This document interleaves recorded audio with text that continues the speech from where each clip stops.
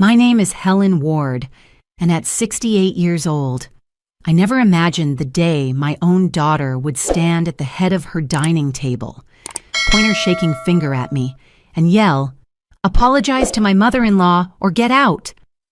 The room fell silent so quickly it felt like someone had pulled the plug on all the sound in the world. The chandelier above us hummed softly, the only noise brave enough to remain. I stayed seated at the small side table. Yes, the tiny one near the coats, the one they always put me at, my napkin still folded neatly in my lap. I could feel every pair of eyes on my back, waiting to see if I would shrink like they expected, or break the way they hoped. Lauren stood with her hands balled into fists, her face red, her breath uneven. She looked nothing like the girl I raised, the one who used to curl up beside me on cold Denver nights and play with the zipper on my jacket while whispering her dreams. Tonight, she looked like a stranger protecting a world I no longer belonged to. Her mother-in-law, Margaret, sat poised at the main table, fingers wrapped around her wine glass as if she were holding a verdict. She didn't speak. She didn't have to. The tilt of her chin, the cold smirk she tried to hide, those said more than words ever could. I rose slowly, pressing my hand to the table for balance, not because I was weak, but because the moment demanded steadiness. My heart wasn't pounding from fear, it was pounding from something heavier, something older. I looked at my daughter, at the woman who was ready to throw me out of her house in front of her children, her husband, her in-laws, and I finally understood. If I apologized tonight, if I bowed to the lie they wanted me to swallow, then everything I had done to protect her, everything I had sacrificed, would become meaningless. So I breathed in, lifted my chin, and spoke the words that froze the entire room. "Lauren, if I apologize, then everything I did to keep you safe would be a lie." Lauren didn't speak for several seconds after my words settled into the quiet. No one did. The only sound came from the chandelier humming overhead, vibrating faintly like it sensed the tension below. I could feel my legs shaking, but I kept standing, refusing to let my voice tremble the way my body wanted to. Ethan shifted uncomfortably in his chair. He always did when conflict drifted too close to him. He glanced at Margaret as if silently asking her what to do, though everyone in that house already knew what Margaret wanted. She wanted me gone, erased, removed from the space she believed belonged to her family alone. Lauren finally inhaled. "Mom, this isn't about being safe. This is about respect." Her voice cracked at the end, betraying more emotion than she intended. "Respect?" I whispered. "Is that what this is?" Margaret set down her glass. "Lauren, dear, we don't need to make a spectacle. Your mother clearly doesn't understand boundaries. Some people never learn." She aimed that last sentence directly at me, her smile a thin blade. I looked at Lauren, hoping she would hear how cruel those words were, but she stood stiff, her arms crossed tightly over her chest. "Mom," she said again, "you embarrassed her tonight. You embarrassed all of us."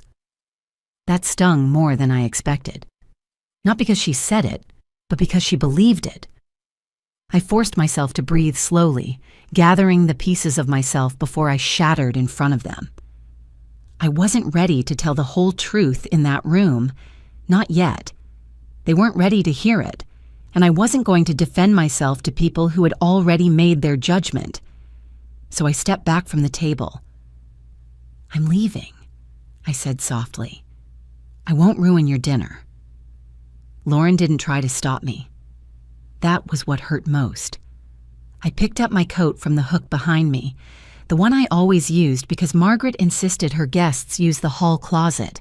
I wasn't a guest, but she never wanted my coat hanging with theirs. I slipped it on slowly, aware of the eyes that followed each of my movements. Owen and Chloe sat frozen at the far end of the table. Their forks hovered above their plates, their eyes darting between Lauren and me. Chloe's lips trembled, but she didn't say anything. She was only 8, too young to understand why adults choose silence over love. I didn't want them to remember me as the woman who cried in the doorway, so I forced a gentle smile onto my face and lifted a hand to them. "I'll see you soon," I said, even though I wasn't sure it was true. The cold air rushed in as I opened the door. The sound of laughter from a neighbor's house drifted toward me, the kind of warm family sound that used to fill my own home when Lauren was young. I closed the door behind me, the soft click echoing inside my chest like a lock turning. I walked to my car in the dark, my breath blooming in white clouds before fading into nothing. By the time I sat behind the wheel, the tears I'd been holding back finally spilled over. Not because my daughter had yelled at me, not because I'd been humiliated, but because she had no idea what I had done for her, no idea what I had uncovered, no idea how close she had come to losing everything. If she knew what I knew, if she had seen what I had seen, she wouldn't have asked me to apologize. She would have thanked me. And that was the moment, right there in my car, that I realized I had to go back to the beginning, to the moment everything started to change, to the moment I first noticed my daughter drifting into a world that was never meant for her. The beginning, for me, wasn't dramatic. It came quietly, the way seasons change in Colorado, not with a sudden storm, but with a slow shift in the air you don't notice until the snow is already on the ground. Before Ethan came into her life, Lauren and I shared a rhythm that belonged only to us. She grew up in a tiny 2-room apartment, the kind where the heater rattled all winter and the windows stuck in the summer. We didn't have much, but we had each other. I worked double shifts at the supermarket while she did homework behind the counter until my manager finally asked her to find a more appropriate study space. After that, she waited in the break room, drinking hot chocolate from the vending machine and telling me about the books she was reading. She was smart, so smart, and I wanted more for her than I ever managed for myself. When she got into community college, I cried in the parking lot for a full hour. I had never felt so proud. Things were simple back then. Holidays were modest but warm. Saturday mornings meant pancakes from the inexpensive mix we always bought. Sunday afternoons were for yard sales, where we searched for treasures with loose price tags. She loved old bracelets, the kind that jingled when she waved her hand. I used to tease her that she sounded like a tiny marching band, but everything changed the year she turned 30. She'd been working as an office assistant at a dental clinic, trying to pay off her student loans. I went to pick her up one evening when I saw her talking to a tall man in a crisp button-down shirt. He was holding the door open for her, smiling like he'd discovered something worth keeping. "That's Ethan," she told me later, fixing her hair in the visor mirror. "He came in for a routine cleaning. We talked a little." "A little?" I teased. She blushed, the way she used to in high school. "Okay, maybe more than a little." They went on their first date a week later. By the 2nd month, they were inseparable. And by the 6th, I had been introduced to Ethan's mother, Margaret Miller. She lived in a 2-story home in a gated community with a lake view and a fountain in the yard that I still don't understand the purpose of. The kind of home where you take your shoes off at the door not because someone asks, but because the floor itself seems to demand respect. Margaret opened the door wearing pearls and a tailored blouse that looked like it came with instructions. She kissed Lauren on the cheek, gave Ethan a proud nod, then extended her hand to me as if she were greeting an employee, not her son's girlfriend's mother. "You must be Helen," she said, her smile polite but cold. "I've heard things." I laughed lightly, trying to keep things warm. "All good, I hope." She didn't answer. Dinner was roast lamb, spinach salad, and some dessert with a French name I couldn't pronounce. Ethan told stories about their company, Harbor Ridge Realty Group, and Margaret added details as though she were giving a lecture to potential investors. When I mentioned that I worked at the supermarket, Margaret's smile tightened again. Honest work, she said, the words shaped like a compliment, but hollow as an empty bottle. I didn't tell Lauren how that comment sat under my skin for days. I didn't tell her how her mother-in-law's eyes traveled over my thrift store shoes like they were stains on the rug. But little by little, I started noticing the shift in my daughter.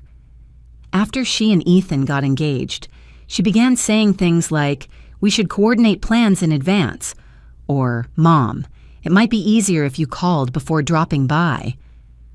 Words that sounded polite, but weren't hers. Words that belonged to someone who measured affection in social presentation and orderliness. Then came the wedding. It was held in a country club overlooking the mountains. The ceremony was beautiful, almost painfully so, like something crafted for a glossy magazine. But I remember standing there feeling out of place, like a spare piece in a set that already had everything it needed. When they assigned seats for the reception, I found my name at a table near the back, close to the kitchen doors where staff carried trays in and out. Every person at the main table belonged to Ethan's side of the family. Lauren didn't notice. Or maybe she did and didn't know what to say. I told myself it didn't matter, that she was happy, and that was enough. But that seating chart was the first quiet message in a long string of quiet messages.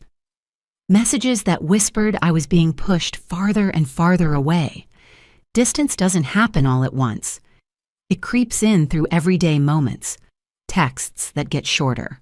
Phone calls that get postponed. Invitations that start with, "We're not sure yet. We'll let you know." Before long, you look up and realize the child you raised has drifted to a place where you can barely reach her. The first time I felt truly excluded was Owen's 8th birthday. I had wrapped a set of comic books he'd been saving up for, taped the corners carefully, and drove to their house with a smile that felt bigger than my face. When I called to ask what time I should come by, Lauren sighed in that hurried way she'd picked up from Margaret. "Mom, we might need to cancel the party. Ethan's been called into work and the kids are tired. Maybe we'll celebrate quietly at home." I understood, or at least I thought I did. Until that night, when I scrolled through my phone and saw pictures posted by one of Margaret's friends, a full birthday party at their lake house, decorations, catered food, party favors, a towering cake with Owen's name in perfect icing. Everyone was there. Everyone except me. I cried for the first time in months that night. The kind of quiet cry you do alone, where you press a pillow to your face so no one hears the sound you're ashamed of making. It didn't stop there. Thanksgiving came. I made pumpkin pie and waited for Lauren to ask if I'd join them like I always had. Instead, she sent a late text. "We're doing something small this year. Mom, just us and Ethan's family." On Christmas Eve, I worked the late shift at the supermarket.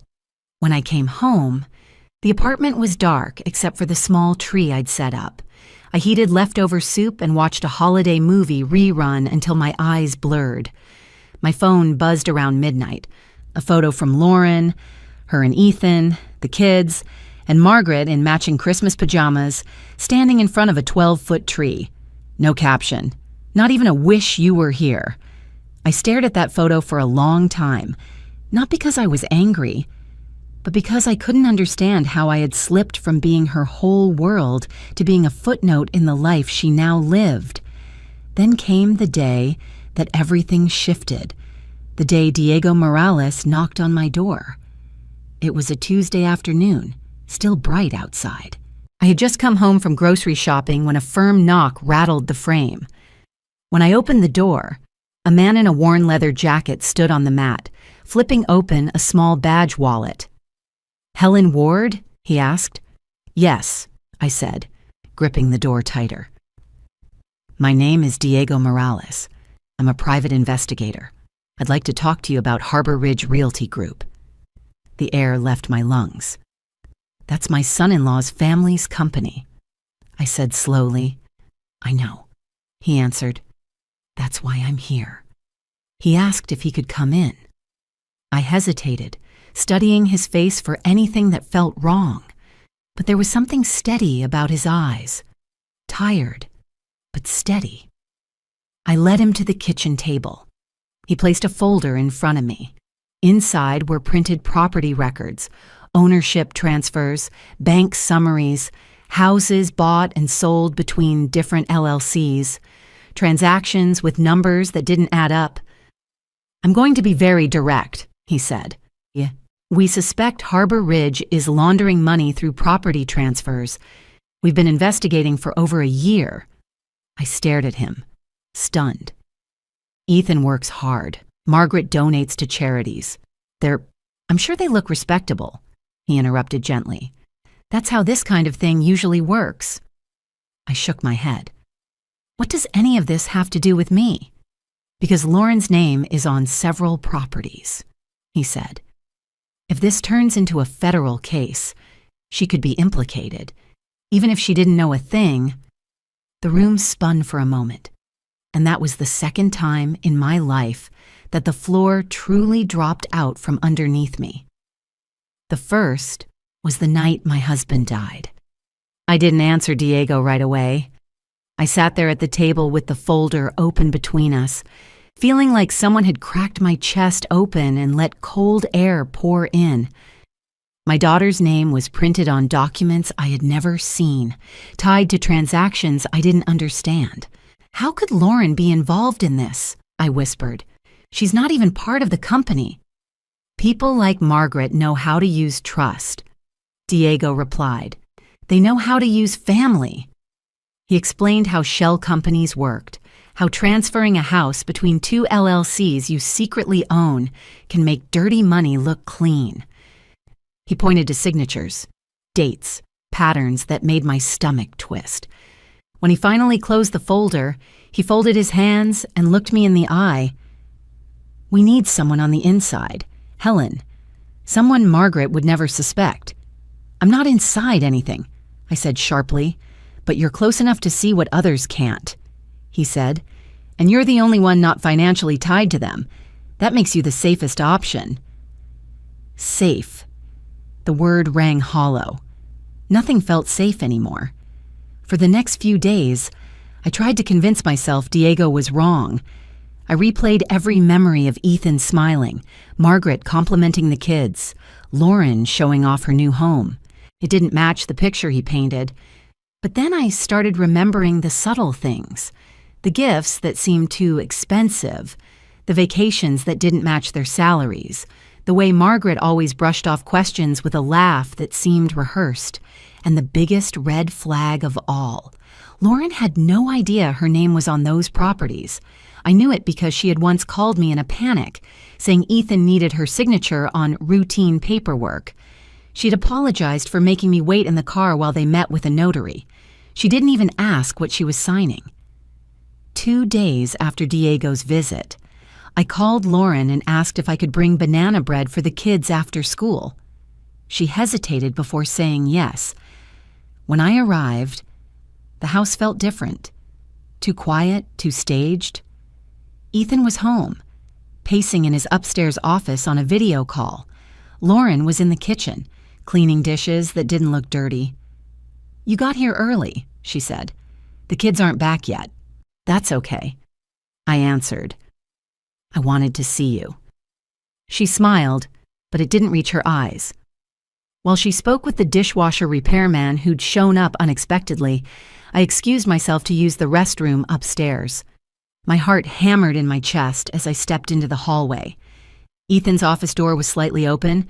Papers were spread across the desk. Contracts, transaction summaries, printouts with the Harbor Ridge logo. My hands shook as I picked up my phone. I moved slowly, making sure every footstep matched the rhythm of the house. Lauren's voice downstairs, the clatter of tools from the repairman, the distant hum of Ethan talking on speaker. I snapped photos quickly, silently, desperately. But just as I finished, I heard footsteps on the stairs. I froze. Ethan appeared in the doorway. "Mom, what are you doing up here?" Time stopped. I turned slowly, forcing a smile onto my stiff face. I was looking at that picture of the kids. They've grown so fast. He blinked, confused for a moment, then relaxed. Yeah, they really have.